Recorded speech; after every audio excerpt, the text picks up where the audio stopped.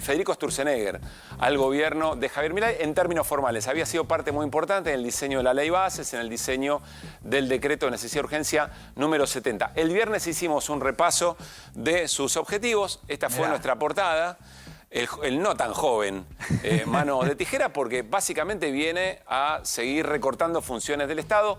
Presentó la ley Hojarasca, o por lo menos habló hoy de la ley Hojarasca, sacarse encima cosas que eventualmente ya no están tanto en uso y pasar en limpio un poco esas regulaciones. Claro, porque estas tijeras ya han cortado, ya han podado parte del Estado. Si querés, de hecho repasamos el currículum en buena medida del historial de justamente Sturzenegger en la gestión pública, porque tiene una historia bastante cargada de hechos.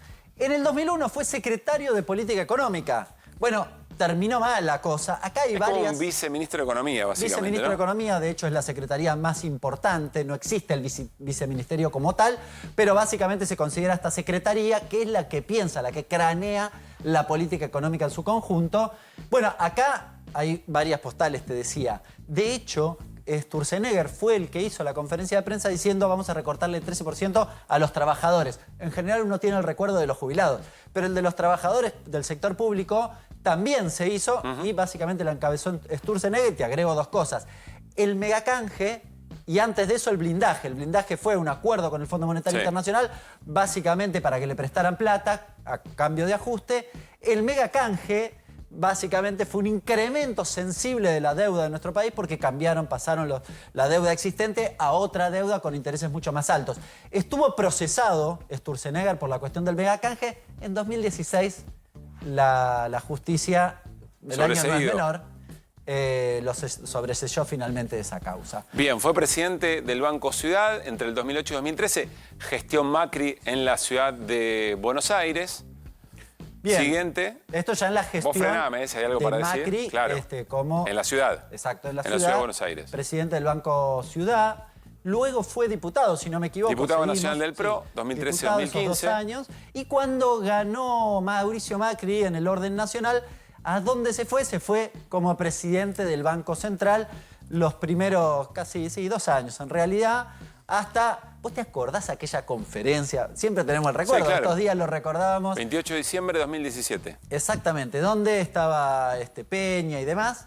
Y básicamente Sturzenegger muy incómodo en aquella... Porque en realidad Duhovne, Caputo y Peña le estaban corrigiendo los números que había, o las metas que había armado el propio... Sí, metas de inflación que después, en realidad la lógica de metas de inflación es una cosa que se llama framework monetario que te determina si la inflación sube o baja, ¿qué vas a hacer? Pero bueno, uno tiene el recuerdo que finalmente en el 2018 la inflación llegó casi al 50%. Ahora, en el decreto que efectivamente lo nombra a Federico Sturzenegger para la transformación del Estado, hay objetivos, se plantean objetivos. Los objetivos son 27, básicamente.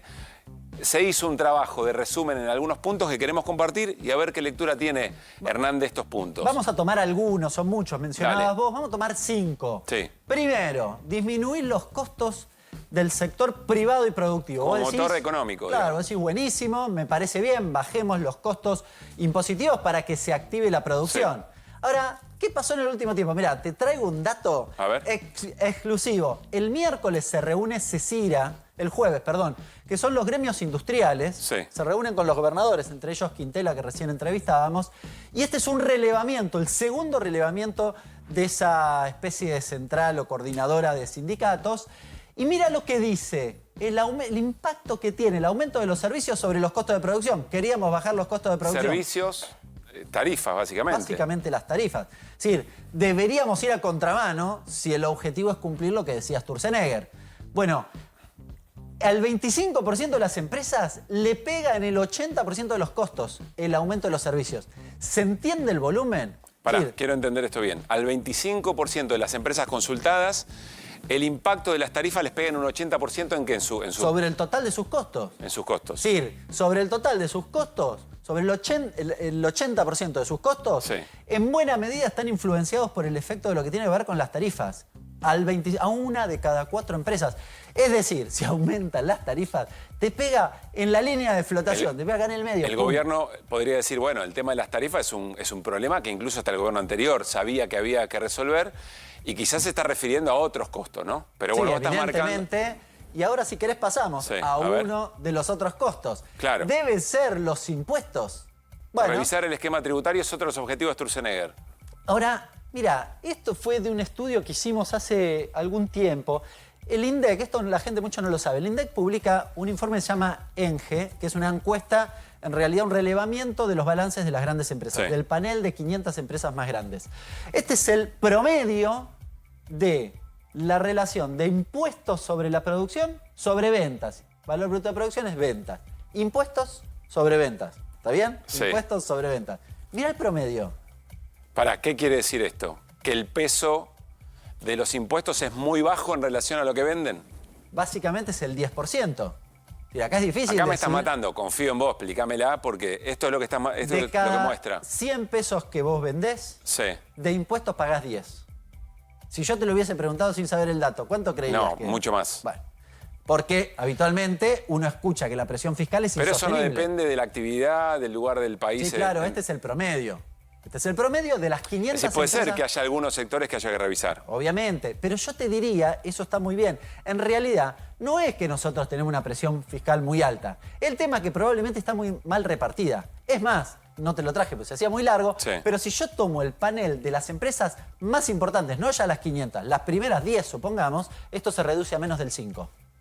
¿Se entiende? Se entiende. Con lo cual, el problema es que el pobre paga mucho, o paga mucho en relación a su ingreso, y que no necesariamente la presión fiscal es muy ¿Qué alta. estamos haciendo? Estamos ofreciendo herramientas para analizar un poco cuál es la misión que se autoadjudica Federico Sturzenegger en el gobierno a partir de su cargo o que el gobierno le encomienda.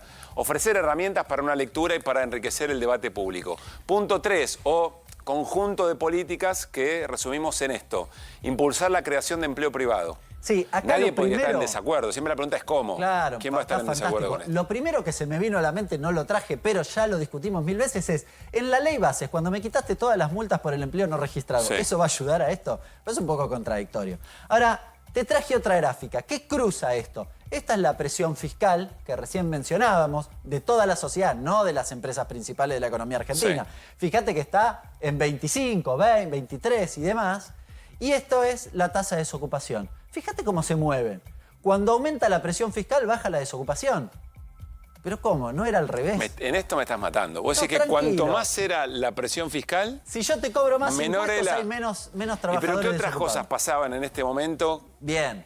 La cuestión, Porque no el siempre es una análisis- sola variable, me El imagino. análisis está muy bien, porque en realidad esto no es que está vinculado, hay algo en el medio. No es que yo te cobro menos impuestos y entonces se genera más empleo, o al revés.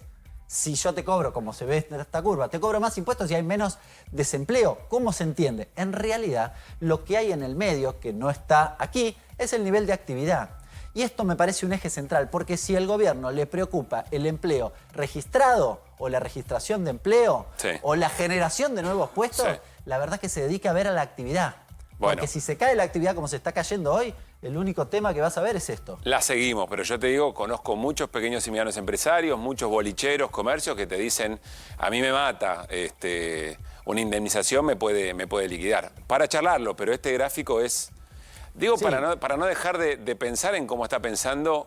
La discusión del Ese costo pequeño de contratación, comerciante, claro, sí. pero el tema es, cuando vos vendés la mitad, y es lo que está pasando hoy, el costo de contratación pasa a ser una cuestión absolutamente secundaria. No digo que no haya Bueno. que discutirlo y la pyme paga lo mismo que la grande, lo cual Está no bien. tiene mucho sentido. O sea, hay cosas para discutir, lo determinante es la actividad, Claro. el nivel de actividad. Exactamente. Bueno, quinto punto, entender la política salarial en la política salarial del sector público. Bueno, acá dos datos. Traje Entender es uno, meterse en... un poquitito Digamos, está bien. provocador, pero Sí. te adelanto otro, ya sabemos otro. ¿Sabes cuánto perdió el poder adquisitivo de los asalariados del sector público? ¿Cuánto? Desde que asumió Milei hasta acá, 21%. Bueno, se ve que ya... Pérdida de poder adquisitivo del salario del trabajador público. Sí, 15 es el promedio del total de la economía, 21 del sector público. Es decir, Bueno. hubo un encono particular. Pero te Licuadora traje esto fuerte. casi provocadoramente para mostrarte que vos viste, habrás escuchado 1000 veces que el sector público en la Argentina es gigante, es un elefante que Sobredimensionado. básicamente está absolutamente sobredimensionado y que hay que recortarlo. Mirá, empleo público como porcentaje del empleo total. Mirá dónde está la Argentina. Igual que Uruguay. Interesante, ¿no? La verdad que... Mirá, bueno, Francia, mirá, todos países que eventualmente observamos con Sí, uno puede decirte, bueno, Con cierta Francia, admiración. Reino Unido, Estados Unidos tal vez tienen una recaudación que permite pagar un poco más. Sí, puede ser. Ahora, nosotros estamos en esos niveles y estamos en niveles similares a Uruguay. Sí. Y en general se asocia a que Uruguay, bueno, tiene un Estado muchísimo más chico, o que España, quizás un poquitito por encima de Brasil y Chile, pero ni siquiera demasiado lejos. No es un número monstruoso, digamos, fuera del cuadro. Después para descartar. está la pregunta también sobre qué percepción tienen argentinos y argentinas de las prestaciones del Estado como para legitimar un recorte, que la promesa de campaña haya sido esa. Sí, después podemos discutir la eficiencia. Este Claro, dato, está bien. en realidad, es empleo público No está sobre el porcentaje sobredimensionado. del total. Lo que estamos viendo es que la cantidad de trabajadores que vos tenés en el sector público respecto de todos los trabajadores que tenés en la economía argentina no es mucho. Es más o menos lo que tiene el resto de los países. Gracias, Hernán.